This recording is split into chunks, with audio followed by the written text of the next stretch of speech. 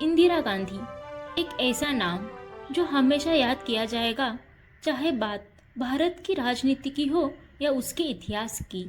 यह एक ऐसी शख्सियत है जिसे आप या तो उनकी अचीवमेंट से याद करते हैं या कंट्रोवर्सी से। लेकिन एक बात पक्की है, भारत का इतिहास इंदिरा गांधी के बिना अधूरा है। जिस लड़की का कभी गूंगी गुड़िया कहकर मजाक बनाया जाता था, उसी को बाद में आयरन लेडी ऑफ इंडिया कहलाया गया। कैसे गूंगी गुड़िया से लेकर एक आयरन लेडी तक का सफ़र तय किया गया, यह कहानी है भारत की पहली और अब तक की इकलौती महिला प्रधानमंत्री इंदिरा गांधी की। इंदिरा नेहरू का जन्म 19 नवंबर 1917 को इलाहाबाद में एक कश्मीर पंडित परिवार में हुआ था।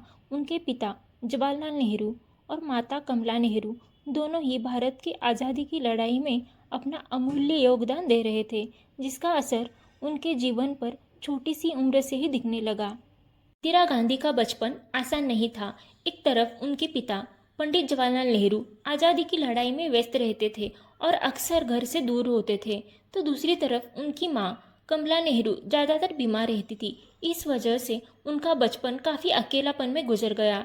उनकी शुरुआती स्कूलिंग मॉडर्न स्कूल दिल्ली और सेंट सेसिलिया और saint Mary's convent school Allahabad में हुई, लेकिन ज़्यादातर पढ़ाई घर पर ही हुई। 1932 में उनकी मां कमला नेहरू ट्यूबरक्लोसिस यानी टीबी से परेशान थी, इसलिए उन्हें उनके इलाज के लिए स्विट्ज़रलैंड जाना पड़ा। स्विट्ज़रलैंड में ही एक स्कूल में इंदिरा ने अपनी पढ़ाई जारी रखी, लेकिन अस्पतालों के इलाज के बाद भी कमला नेहरू की तबीयत सुधरी नहीं। 2 साल बाद 1934 में इंदिरा अपनी मां के साथ भारत वापस लौट आई। भारत आने के बाद उन्होंने रविंद्रनाथ टैगोर द्वारा स्थापित विश्व भारती यूनिवर्सिटी शांति निकेतन वेस्ट बंगाल में एडमिशन लिया, लेकिन माँ की बिगड़ती तबीयत की वजह से उन्हें वहाँ से भी छुट्टी लेनी पड़ी। सन 1936 में ट्यूबरक्लोसिस के कारण कमला नेहरू का देहांत हो गया। ये घटना इंदिरा गांधी के लिए जीवन का एक टर्निंग पॉइंट बनी। इस बड़े दुख और अकेलापन ने उन्हें आत्मनिर्भर और मुश्किलों से लड़ने की काबिलियत दी, जो उनकी व्यक्तित्व और नेतृत्व के विकास में बहुत महत्वपूर्ण साबित हुई। 1941 में इंग्लैंड से भारत वापस लौट आने के बाद वो अपने पिता पंडित नेहरू का साथ देते हुए कांग्रेस पार्टी में और भारत की आज़ादी की लड़ाई में शामिल हो गई। यह उनकी राजनीतिक जीवन का शुरुआती समय था। इस दौरान उनकी फिरोज गांधी जी से नज़दीकियाँ बढ़ी। फिरोज गांधी जी और इंदिरा जी एक दूसरे को पहले से ही जानते थे। इंग्लैंड में पढ़ाई के दौरान जहां इंदिरा जी ऑक्सफोर्ड में और फिरोजी लंदन स्कूल ऑफ इकोनॉमिक्स में पढ़ते थे, उनकी गहरी दोस्ती हो गई। सन 1942 में ये दोस्ती शादी में बदल गई। शादी के कुछ ही दिनों बाद इंदिरा जी और फिरोज जी को महात्मा गांधी द्वारा शुरू किया गया भारत छोड़ो आंदोलन में शामिल होने के कारण जेल जाना पड़ा। वह करीब 8 महीनों तक जेल में बंद थे और ये समय उनके लिए कितना मुश्किल रहा होगा, इसका अंदाज़ा इंदिरा जी के इन शब्दों से हो सकता है। जेल से बाहर आने के बाद सभी रंगों को देखना एक आश्चर्य था जो मुझे लगा था मैं भूल चुकी हूँ। जेल से बाहर आने के बाद इंदिरा जी और फिरोज जी का पारिवारिक जीवन आगे बढ़ा। उनके 2 बेटे हुए। बड़े बेटे राजीव का जन्म 1944 में हुआ और छोटे बेटे संजय का जन्म 1946 में हुआ। इसी दौरान 1947 में भारत को आज़ादी मिलने के बाद पंडित नेहरू देश के पहले प्रधानमंत्री बने। इस समय इंदिरा गांधी जी के पास कोई ऑफिशियल गवर्नमेंट पोजीशन नहीं थी, लेकिन कांग्रेस पार्टी की एक्टिव मेंबर के रूप में उनका कंट्रीब्यूशन काफ़ी इम्पोर्टेंट था। वो अक्सर पंडित नेहरू जी के साथ इंटरनेशनल विजिट में उनके साथ रहती थी और इसी वजह से उनको इंटरनेशनल पॉलिटिक्स का काफ़ी अच्छा एक्सपोजर मिला। वो न सिर्फ पंडित नेहरू जी से सीख रही थी, बल्कि उनकी एक अच्छी सलाहकार भी थी। कांग्रेस पार्टी के संगठन को मजबूत करने में उन्होंने काफ़ी महत्वपूर्ण भूमिका निभाई। सन 1955 में उन्हें कांग्रेस पार्टी के वर्किंग कमेटी में चुना गया। वर्किंग कमेटी कांग्रेस पार्टी का एक काफ़ी इम्पोर्टेंट पार्ट था, जो पार्टी पॉलिसीज़ को बनाने में और पार्टी की राजनीति तय करने का काम करती थी। कांग्रेस पार्टी की वर्किंग कमेटी में चुना जाना कांग्रेस पार्टी में और भारत की राजनीति में उनके बढ़ते महत्व का एक प्रतीक था। अब बात आती है सन 1959 में कांग्रेस पार्टी द्वारा पास किए गए नागपुर रिजोल्यूशन की। ये रिजोल्यूशन एक कदम था पंडित नेहरू जी के सोशलिस्ट विजन को आगे बढ़ाने के लिए। इस रिजोल्यूशन में कोऑपरेटिव फार्मिंग की बात की गई थी, जैसे कि किसानों को व्यक्तिगत खेती की बजाय सामूहिक खेती अपनाने को कहना। लैंड सेलिंग, जिसमें जिन किसानों के पास एक तय की गई हद से ज़्यादा ज़मीन हो तो उसे भूमिहीन किसानों में बांट देना, जिससे ज़मींदारी प्रथा खत्म हो जाए। भले ही इस रिजोल्यूशन का मुख्य उद्देश्य खेती को बढ़ावा देना था, लेकिन इससे कई बड़े किसान नाखुश थे और कांग्रेस पार्टी में से कुछ नेताओं ने भी इसका विरोध जताया था। इस वजह से कांग्रेस पार्टी का देश के ग्रामीण इलाकों में जो वोट था, जैसे कि पंजाब और उत्तर प्रदेश जैसे इलाकों के बड़े किसान और जमींदार, वो कमजोर पड़ने लगा। कामराज जैसे कांग्रेस पार्टी के सीनियर नेताओं ने इस रिजोल्यूशन का समर्थन करने से इनकार कर लिया। इसका फायदा हुआ स्वतंत्र पार्टी और भारतीय जनसंघ जैसे अपोजिशन पार्टीज को, जिन्होंने कांग्रेस पार्टी को किसान विरोधी बताया। ऐसे हालात में इंदिरा जी को 1959 में कांग्रेस पार्टी के प्रेसिडेंट के रूप में चुना गया। इसके पीछे कई राजनीतिक कारण थे। का पंडित नेहरू जी से करीबी नाता, जिससे निश्चित होता था कि इंदिरा जी पंडित नेहरू जी द्वारा बनाई गई पॉलिसीज को बरकरार रखती। इससे कांग्रेस के अन्य वरिष्ठ नेता, जिनका प्रभाव बढ़ रहा था, उनको काबू में कर सके। प्रेसिडेंट बनने के कुछ ही समय बाद इंदिरा गांधी जी ने कुछ ऐसे कदम उठाए जिससे साबित हुआ कि वो गूंगी गुड़िया नहीं थी और अपनी कुर्सी का इस्तेमाल करना अच्छी तरह से जानती थी। उस समय केरल की कम्युनिस्ट सरकार दुनिया की पहली ऐसी कम्युनिस्ट सरकार थी जो चुनाव जीतकर सत्ता में आई थी। अमेरिका को ऐसा लग रहा था इस गवर्नमेंट को रशिया का सपोर्ट है, और कांग्रेस में भी कुछ ऐसे नेता थे जिनको डर था कि ये लहर कई पूरे हिंदुस्तान में ना फैल जाए। इस कम्युनिस्ट गवर्नमेंट ने एजुकेशन सेक्टर में काफ़ी बड़े बदलाव किए, जैसे प्राइवेट स्कूल और कॉलेज में टीचर्स की सैलरी बढ़ाना, उनकी सर्विस रेगुलराइज करना, जिन स्कूल और कॉलेज में मिसमैनेजमेंट हो उनको सरकार के काबू में लाना। इस समय प्राइवेट एजुकेशन केरल में एक बड़ा बिजनेस था। इसका कंट्रोल धार्मिक संस्थाएं जैसे कि चर्च, नायर सर्विस सोसाइटी और इंडियन मुस्लिम लीग इनके पास था। इन संस्थाओं ने इनका कड़ा विरोध किया। जल्द ही ये मामला हिंसा में तब्दील हुआ। इंदिरा जी के प्रेसिडेंट में कांग्रेस भी कम्युनिस्ट पार्टी के विरोध में शामिल हो गई। इंदिरा जी ने पंडित नेहरू जी को कन्विंस किया कि ये केरल में मामला हद से ज़्यादा बढ़ चुका है और इसके लिए कम्युनिस्ट पार्टी जिम्मेदार है और इस सरकार को बर्खास्त करना पड़ेगा। भारत सरकार ने संविधान के आर्टिकल 356 को लागू किया, जिसके अंदर राष्ट्रपति को पावर होती है कि वे लॉ एंड ऑर्डर सिचुएशन के अंडर एक राज्य सरकार को बर्खास्त कर सके। केरल सरकार बर्खास्त हो गई और इसके बाद हुए चुनाव में कांग्रेस ने अन्य पार्टियों के साथ केरल में अपनी सरकार बनाई। केरल सरकार बर्खास्त करने से पंडित नेहरू जी के डेमोक्रेटिक प्रिंसिपल सवाल उठे। इंदिरा जी ने कांग्रेस प्रेसिडेंट के नाते इस मामले को जैसे हैंडल किया, उससे उनके पति फिरोज गांधी काफ़ी नाराज थे और इस वजह से दोनों में दूरियां काफ़ी बढ़ गई। इन सब हालातों के चलते इंदिरा जी ने सिर्फ 13 महीनों में ही प्रेसिडेंट पद का इस्तीफा दे दिया। पंडित नेहरू जी का 1964 में निधन होने के बाद उनको राज्यसभा में चुना गया और प्रधानमंत्री लाल बहादुर शास्त्री जी के कैबिनेट में उनको minister of information and broadcasting appoint किया। प्रधानमंत्री लाल बहादुर शास्त्री का जनवरी 1966 में निधन हुआ। इस समय कांग्रेस पार्टी का कंट्रोल सिंडिकेट के हाथों में था। कांग्रेस पार्टी के वरिष्ठ नेताओं के ग्रुप को सिंडिकेट के नाम से जाना जाता था।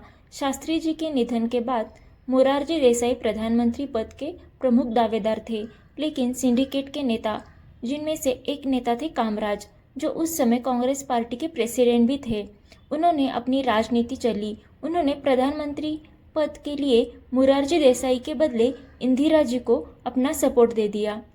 उनका ये समझ था कि गूंगी गुड़िया इंदिरा जी को आसानी से कंट्रोल किया जा सकता है और पंडित नेहरू जी की बेटी होने की वजह से कांग्रेस पार्टी के ज़्यादातर नेता मोरारजी देसाई के बदले इंदिरा नेहरू को प्रधानमंत्री पद के लिए सपोर्ट करेंगे। इंदिरा जी प्रधानमंत्री बनने से पार्टी और सरकार का कंट्रोल सिंडिकेट के हाथों में ही रहता। कांग्रेस पार्टी में हुए चुनाव में इंदिरा जी ने मुरारजी देसाई को आसानी से हरा दिया और इंदिरा जी 1966 में भारत की पहली महिला प्रधानमंत्री बन गई। प्रधानमंत्री बनने के बाद सिर्फ 6 हफ्तों में उनको मिजो नेशनल फ्रंट अपराइजिंग की कड़ी चुनौती का सामना करना पड़ा। उस समय मिजोरम असम का पार्ट हुआ करता था और लोसाई हिल्स डिस्ट्रिक्ट के नाम से जाना जाता था। मिजो नेशनल फ्रंट ने 1 मार्च 1966 को भारत से आज़ादी घोषित कर दी और गवर्नमेंट ऑफिस और असम राइफल के जवानों पर हमले शुरू किए। मिजो नेशनल फ्रंट का पर्पस था कि आर्मी की पोस्ट पर कब्जा करना और कम से कम 48 घंटों तक स्वतंत्र मिजोरम का झंडा लहराना। पाकिस्तान ने इस मौके का फ़ायदा उठाया और स्वतंत्र मिजोरम को रिकग्निशन देने और यूनाइटेड नेशन में ये मामला उठाने का ऐलान किया। हालात काबू से बाहर हो रहे थे। इस समय कठोर और तुरंत निर्णय लेने की ज़रूरत थी। इंदिरा जी ने फैसला किया इंडियन एयरफोर्स को ये जिम्मेदारी सौंपने का। 5 मार्च 1966 के दिन इंडियन एयरफोर्स के लड़ाकू विमानों ने आइजवाल पर भारी बमबारी की। इंटरेस्टिंग बात यह है कि भारत के इतिहास में ये पहला और अभी तक का इकलौता उदाहरण है जब इंडियन एयरफोर्स ने देश के सीमा के भीतर अटैक किया। इस अटैक से मिजो नेशनल फ्रंट को म्यांमार और उस समय के ईस्ट पाकिस्तान में भागना पड़ा। इंदिरा जी ने बिना वक्त गवाए लोहे की मुट्ठी से मामला निपटा दिया। मिजो नेशनल फ्रंट को ये अच्छी तरह से एहसास हुआ कि हिंसा का रास्ता बेकार है और कुछ सालों बाद भारत सरकार के साथ हुए समझौते के तहत मिजोरम भारत का एक अलग राज्य बना। दोस्तों, यहाँ पर एक बात इंटरेस्टिंग है कि आज भी मिजोरम में इसी मिजो नेशनल फ्रंट की सरकार है जो चुनाव लड़कर सत्ता में आई है। सन 1967 का लोकसभा जनरल इलेक्शन पंडित नेहरू जी के निधन के बाद का पहला ऐसा चुनाव था जिसमें जीत कांग्रेस पार्टी और इंदिरा गांधी दोनों के लिए भारत की राजनीति में अपना अस्तित्व बनाए रखने के लिए जरूरी थी। इस चुनाव के बाद कांग्रेस सत्ता में तो आई, लेकिन उसकी सीटें पिछले चुनाव के मुकाबले काफ़ी कम हो गई। इसके बाद हुए राज्य स्तरीय चुनाव में भी कांग्रेस को कई राज्यों में अपनी सत्ता गंवानी पड़ी। महंगाई, गरीबी, बेरोजगारी से लोग नाखुश थे। देश में फसल की कमी थी। इन हालत में इंदिरा गांधी ने लोगों का सपोर्ट पाने के लिए अपना रुख अपने पिता पंडित नेहरू जी की तरह सोशलिस्ट पॉलिसी की तरफ मोड़ा। इसमें सबसे बड़ा कदम था देश के 14 मुख्य बैंकों का नेशनलाइजेशन करना। बैंकों का कंट्रोल प्राइवेट सेक्टर के पास होने के कारण देश के आम नागरिकों के लिए बैंकिंग सर्विस का फायदा उठाने का कोई जरिया नहीं था। देश के ग्रामीण इलाकों में बैंकों का प्रेजेंस नहीं था। ऐसे में देश के बड़े बैंकों का कंट्रोल सरकार के हाथों में लाना एक बड़ा फैसला था। इंदिरा जी का ये फैसला लोगों को बेहद पसंद आया। इंदिरा जी की इमेज बन गई कि वे देश के गरीब लोगों के साथ है और उनके भलाई के लिए मुश्किल फैसले ले सकती है। हालांकि इतना बड़ा फैसला लेते समय इंदिरा जी ने अपने फाइनेंस मिनिस्टर मुरारजी देसाई को अंधेरे में रखा। इस बात से कांग्रेस के वरिष्ठ नेता काफ़ी नाखुश थे। उनको ऐसे लगने लगा कि इंदिरा जी सरकार अपनी मनमानी से चला रही है। बात यहाँ तक नहीं रुकी। सन 1969 में हुए राष्ट्रपति पद के चुनाव में इंदिरा गांधी ने कांग्रेस पार्टी के ऑफिशियल कैंडिडेट नीलम संजीव रेड्डी के बदले इंडिपेंडेंट कैंडिडेट वीवी गिरी को अपना समर्थन दिया। इंदिरा गांधी के इस रवैये से नाखुश कांग्रेस प्रेसिडेंट एस निजलिंगप्पा ने इंदिरा गांधी जी को कांग्रेस पार्टी से बाहर निकाल दिया। पार्टी से बाहर हो जाने के बाद इंदिरा जी ने अपनी खुद की अलग पार्टी बनाई और कांग्रेस पार्टी का 2 भागों में बंटवारा हो गया, कांग्रेस ओ और कांग्रेस आर। इंदिरा जी की पार्टी को कांग्रेस आर से जाना जाता था। हालांकि ज़्यादातर कांग्रेस पार्टी के नेता इंदिरा जी के साथ कांग्रेस आर में शामिल हुए, लेकिन इंदिरा जी की सरकार ने लोकसभा में बहुमत गंवाया। इंदिरा जी की कांग्रेस को सत्ता में रहने के लिए डीएमके जैसी रीजनल पार्टी का सपोर्ट लेना पड़ा। इसके बाद हुए 1971 जनरल इलेक्शन में इंदिरा जी की कांग्रेस ने अपने विरोधी पक्ष कांग्रेस ओ, स्वतंत्र पार्टी और जनसंघ को आसानी से हराया और पूर्ण बहुमत के साथ इंदिरा जी सन 1971 में फिर से प्रधानमंत्री बन गई। इस चुनाव में इंदिरा जी ने गरीबी हटाओ का नारा लगाकर गरीबों को न्याय दिलाने की बात की, जिससे उनको आम नागरिकों का अच्छा खासा सपोर्ट मिला। 1971 में सत्ता में आने के बाद गरीबी हटाओ के अपने वादे पर खरे उतरते हुए उन्होंने प्रीवी पर्स को बंद करने का कानून पास किया। प्रीवी पर्स यानी एक अमाउंट जो उन रियासतों के वारिस को दी जाती थी जिन रियासतों को आज़ादी के वक्त देश में शामिल कर लिया गया था। इंदिरा जी ने पीवी पर्स को आम नागरिकों के हित के खिलाफ बताकर इसे बंद कर दिया। उस समय पाकिस्तान वेस्ट पाकिस्तान यानी प्रेजेंट डे पाकिस्तान और ईस्ट पाकिस्तान यानी प्रेजेंट डे बांग्लादेश ऐसे दो हिस्सों में बटा हुआ था। ईस्ट पाकिस्तान जहाँ पर ज़्यादातर बंगाली भाषा लोग रहते थे, वहाँ उर्दू भाषा जो वेस्ट पाकिस्तान की मुख्य भाषा थी, उसको ज़बरदस्ती लोगों पर थोपने का प्रयास किया जा रहा था। भले ही ईस्ट पाकिस्तान से पाकिस्तान की तिजोरी में अच्छा खासा पैसा आता था, लेकिन वेस्ट पाकिस्तान के मुकाबले east Pakistan infrastructure, health care, education in मामलों में काफ़ी पिछड़ा हुआ था। ईस्ट पाकिस्तान में शेख मुजीबुर उर रहमान की अवामी लीग एटोनॉमी की मांग कर रही थी और 1970 में हुए चुनाव में अवामी लीग ने 169 में से 167 सीटें जीती, लेकिन इसके बाद भी वेस्ट पाकिस्तान के जनरल यहाँ खान ने और नेता जुल्फिकार अली भट्टो ने ईस्ट पाकिस्तान में शेख मुजीबुर उर रहमान की सरकार बनने नहीं दी। 7 मार्च 1971 में मुजीबुर उर रहमान ने ईस्ट पाकिस्तान में सिविल डिसओबीडियंस का ऐलान कर दिया। ईस्ट पाकिस्तान के साथ हो रहे इस अन्याय के खिलाफ लोग सड़कों पर उतर आए। इसके रिस्पॉन्स में पाकिस्तान आर्मी ने ऑपरेशन सर्चलाइट लॉन्च किया। इस ऑपरेशन का मकसद बंगाली स्वतंत्रता आंदोलन को कुचलना था। लाखों बंगाली लोगों को बेरहमी से मार दिया गया, महिलाओं पर बलात्कार हुए, कई इलाके तबाह हो गए। इसका बोझ हिंदुस्तान पर बढ़ने लगा और ईस्ट पाकिस्तान से लाखों शरणार्थी हिंदुस्तान के वेस्ट बंगाल, आसाम में घुसने लगे। इंदिरा जी ने मुक्ति बहिनी, जो ईस्ट पाकिस्तान की आज़ादी के लिए लड़ रही थी, उसको सपोर्ट डिक्लेयर कर दिया। इसके बदले पाकिस्तान ने हिंदुस्तान पर हवाई हमले कर दिए और हिंदुस्तान को मजबूरन पाकिस्तान के खिलाफ वॉर डिक्लेयर करना पड़ा। 1971 का ये वॉर 3 दिसंबर से 16 दिसंबर ऐसे सिर्फ 13 दिनों तक चला, जिसमें इंडियन आर्मी ने पाकिस्तानी आर्मी को बुरी तरह से हरा दिया। 93,000 पाकिस्तान आर्मी के सिपाहियों ने इंडियन आर्मी के सामने सरेंडर कर दिया, जो वर्ल्ड वॉर 2 के बाद दुनिया के इतिहास का सबसे बड़ा सरेंडर था। पाकिस्तान की शर्मनाक हार के बाद उनको ईस्ट पाकिस्तान भी गंवाना पड़ा और एक नया देश बांग्लादेश का निर्माण हुआ। इस जीत में इंदिरा जी के फैसले निर्णायक साबित हुए, जैसे मुक्ति बहिनी को सपोर्ट करना, ईस्ट पाकिस्तान से आ रहे शरणार्थियों के कारण हो रहे रिफ्यूजी क्राइसिस को मैनेज करना, इस लड़ाई में दुनिया के अन्य देशों का सपोर्ट हासिल करना। उनके इस योगदान की वजह से न सिर्फ देश के नागरिकों ने बल्कि उनके विरोधियों ने भी उनकी सराहना की और देश के सर्वोच्च सम्मान भारत रत्न से उनको नवाजा गया। सन 1975 से पहले सिक्किम भारत का राज्य नहीं था और एक स्वतंत्र इलाका था जहां चोग्याल राजा का रूल था। सिक्किम का इलाका हिंदुस्तान के लिए काफ़ी महत्वपूर्ण था क्योंकि ये चाइना को बॉर्डर करता था। सिक्किम की मेजॉरिटी पॉपुलेशन, जो कि नेपाली स्पीकिंग लोग थे, वो चोग्याल राजा से नाखुश थे क्योंकि राजा ज़्यादातर फैसले भूतिया लेप्चा कम्युनिटीज़, जो कि सिक्किम की माइनॉरिटी कम्युनिटीज़ थी, उनके पक्ष में लेते थे। 1973 में सिक्किम में चोग्याल राजा के खिलाफ लोग सड़कों पर उतर आए और डेमोक्रेसी की मांग करने लगे।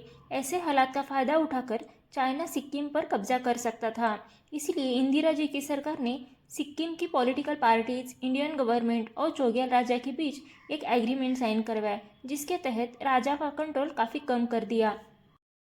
1975 तक सिक्किम के लोगों की हिंदुस्तान में शामिल होने की मांग तेज हो गई और इंदिरा जी ने बिना वक्त गवाए एक जनमत करवाया, जिसमें लोगों से ऑफिशियली पूछा गया, क्या आप राजा का शासन खत्म करके भारत का हिस्सा बनना चाहते हैं। 97.5% सिक्किमीज लोगों ने भारत का हिस्सा बनना चाहा और 1975 में सिक्किम भारत का 22वां राज्य बन गया।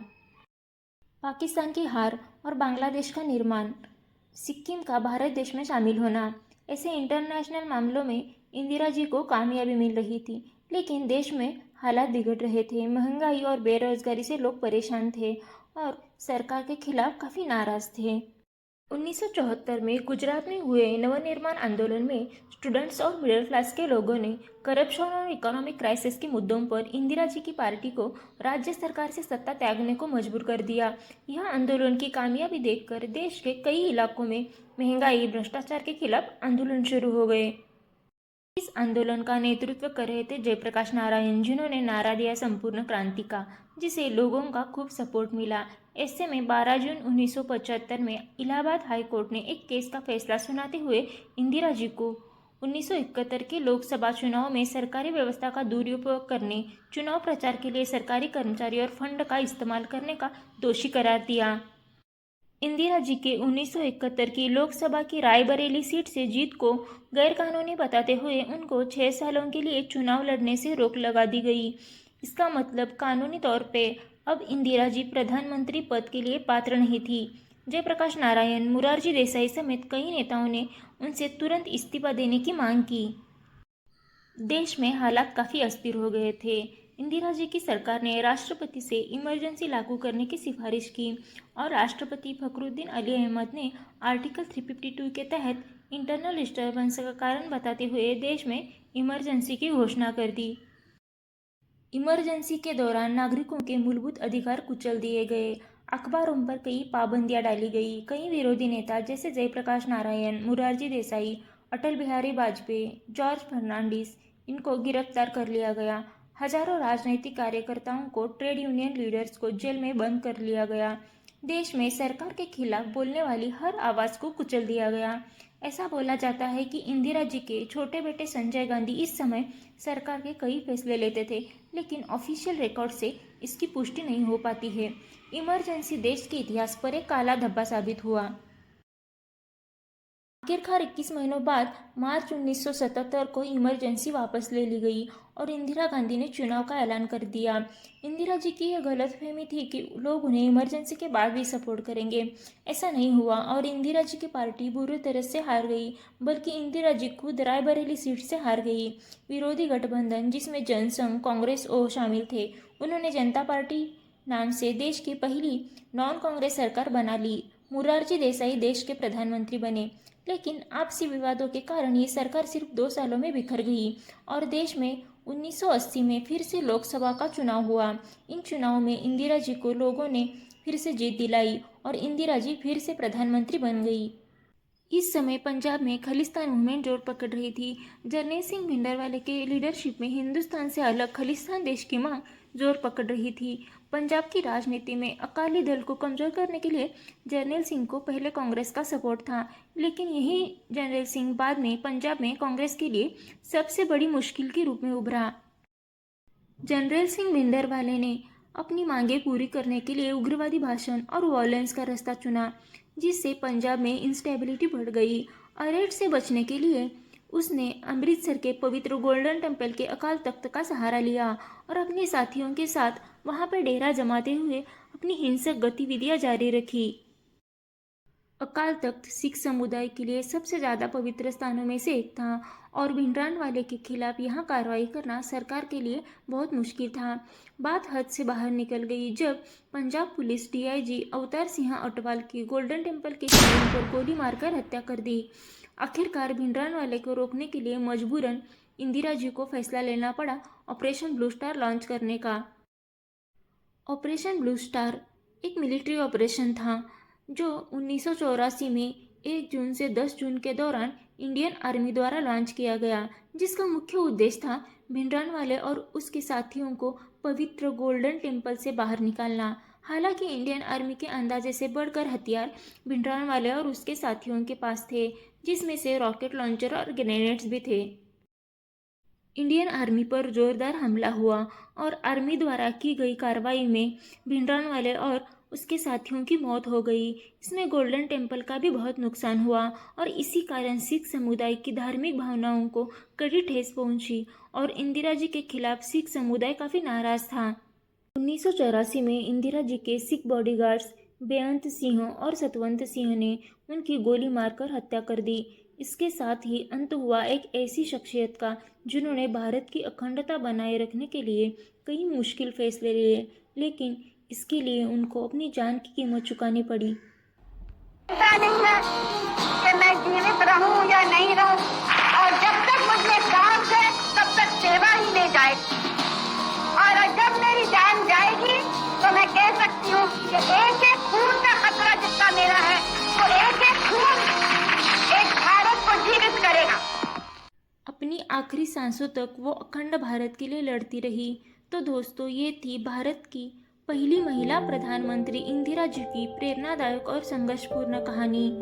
अगर आपको ये वीडियो पसंद आया हो तो इसे लाइक करें और अपने परिवार और दोस्तों के साथ शेयर करें और हमारे चैनल को सब्सक्राइब करने ना भूलें और बेल आइकॉन को दबाएं ताकि हमारे आगे आने वाले वीडियो की जानकारी आपको सबसे पहले मिले। Thanks for your time.